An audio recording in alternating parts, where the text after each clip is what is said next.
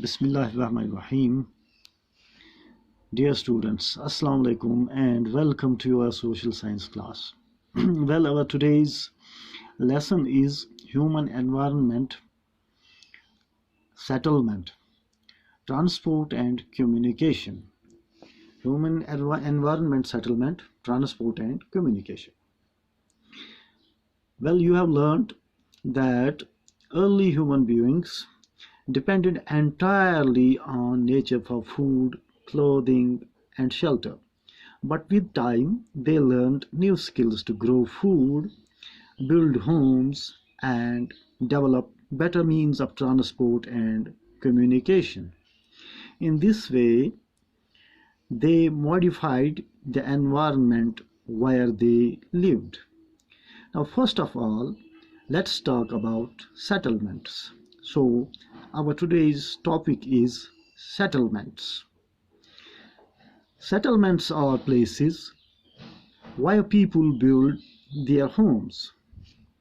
Early human beings lived on trees and in caves. Early human beings lived on trees and in caves. When they started to grow crops, it became necessary to have a permanent home. The settlements grew near the river valleys as water was available and land was fertile. These were the two important reasons that the settlements grew near the river valleys.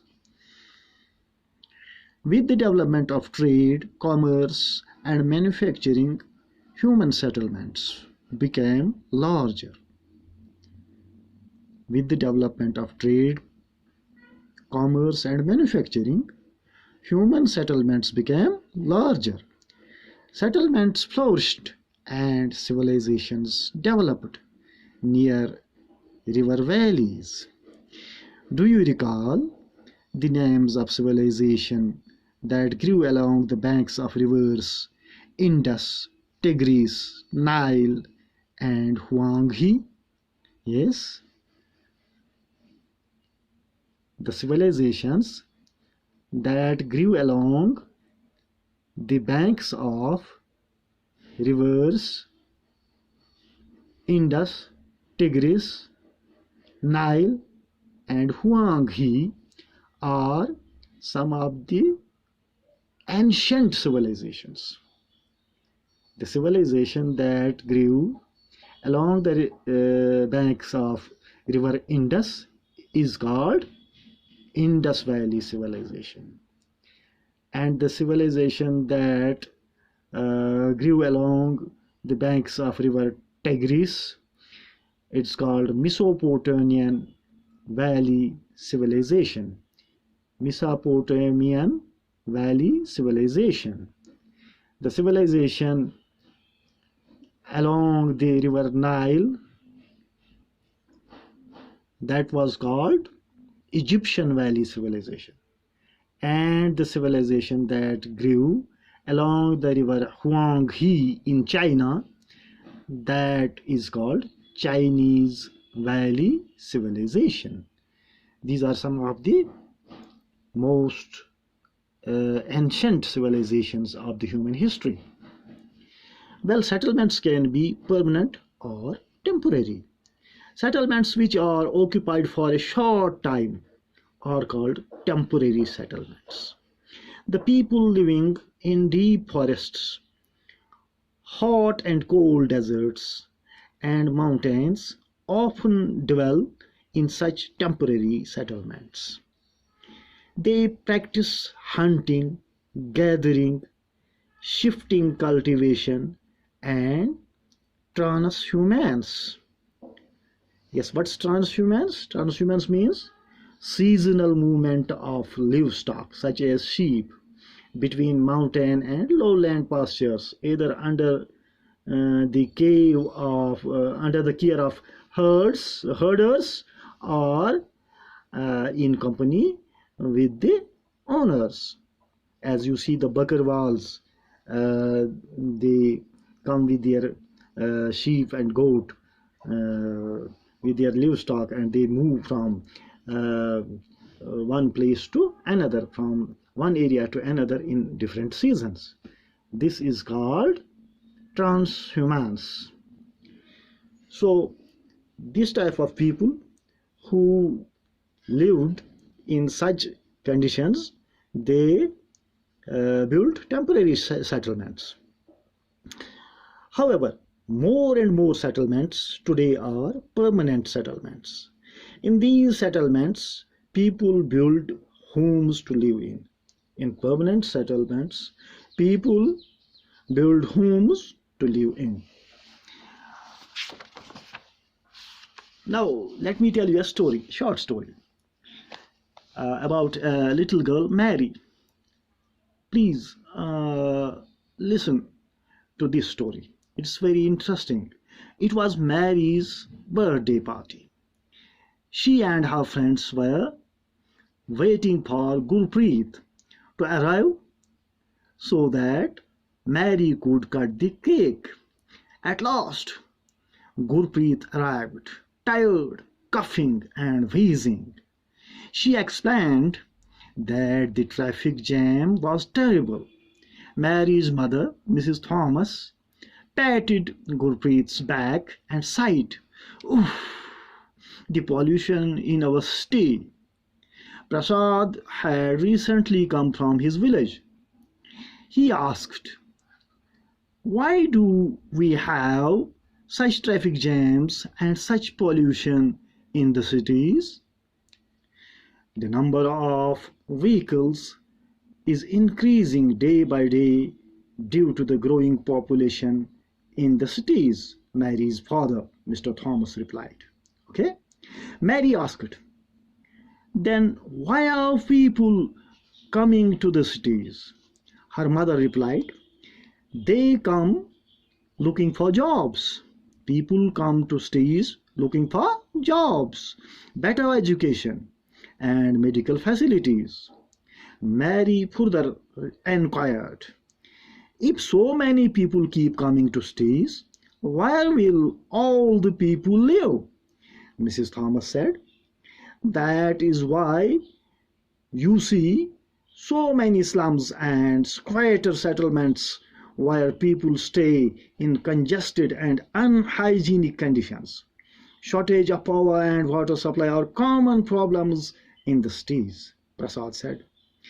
"Our villages may not have big cinema halls, well-equipped schools, and good hospitals, but we have lot of open space and fresh air to breathe in.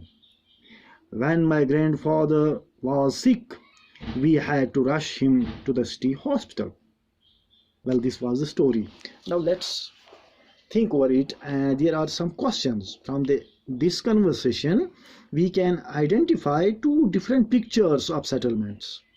One is urban, that is the city, and other is rural, that is the village settlement. Two different pictures of settlements, the rural and the urban settlements. The villages are rural settlements where people are engaged in activities like agriculture, fishing, forestry, crafts work, and trading, etc. Rural settlements can be compact or scattered. A compact settlement is a closely built area of dwellings. Wherever flat land is available, in a scattered settlement, dwellings are spaced over an extensive area. This type of settlement is mostly found in the hilly tracts. In hilly tracts, you see there is spaced settlements are there, scattered settlements. This type of settlement is mostly found in hilly tracts, thick forests, and regions of extreme climate. In rural areas, people build houses to suit their environment. In regions of heavy rainfall, they have slanting roofs.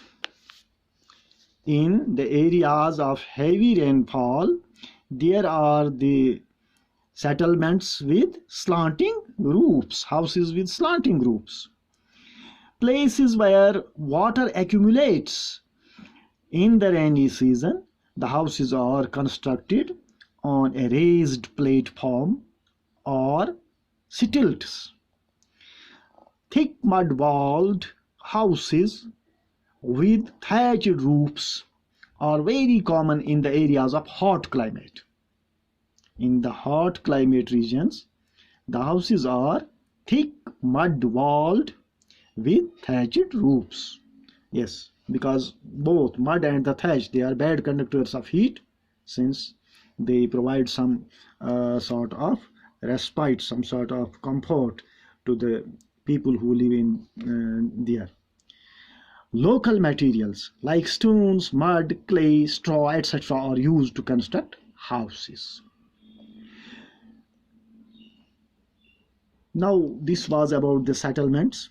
The towns are small and the cities are larger urban settlements. Larger urban settlements are called cities, and small settlements, urban settlements are called towns. Just like we have the cities like Srinagar and Jammu in our state, and there are towns like Sopore, Baramulla, Kupwara, etc. So this was about the settlements. Now there is a question for you. What do you understand by the term settlement? What do you understand by the term settlement? Yes, settlements are places where people build their homes. Settlements are places where people build their homes. Early human beings lived on trees and in caves. When they started to grow crops, it became necessary to have a permanent home. The settlements grew near the river valleys as water was available and land was fertile.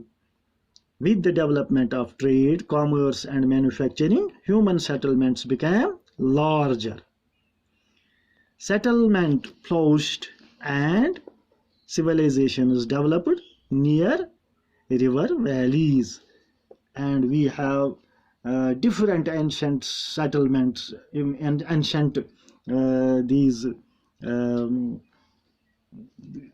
civilizations such as Indus Valley civilization, Mesopotamian Valley civilization, Egyptian Valley civilization, and Chinese Valley civilization, that we read about all these civilizations in history books. So this was about the settlements, and with this I take your leave and wish you all the best. Take care, stay home and stay safe. Goodbye and Assalamu alaikum.